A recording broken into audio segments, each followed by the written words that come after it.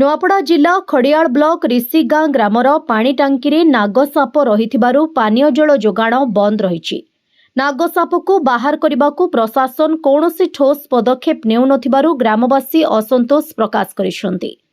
ଗ୍ରାମର ସୁନ୍ଦର ନଦୀ କୂଳରେ 4 ବର୍ଷ ତଳେ ପାଣି ଟାଙ୍କି ନିର୍ମାଣ ହୋଇ ଗ୍ରାମକୁ ପାନୀୟ ଜଳ ଯୋଗାଣ ହୋଇଥିଲା, କିନ୍ତୁ ଠିକାଦାର ଟାଙ୍କି ଉପରେ କିଛି ସ୍ଥାନ ଖୋଲା ରଖିଦେଇଥିଲା, ଯାହାଦ୍ୱାରା ଅନେକ ସମୟରେ ମଇଳା ଜିନିଷ ସବୁ ପଡୁଥିବା ଗ୍ରାମବାସୀ ଅଭିଯୋଗ କରିଥିଲେ ମଧ୍ୟ ପ୍ରଶାସନ ଶୁଣୁନଥିଲା।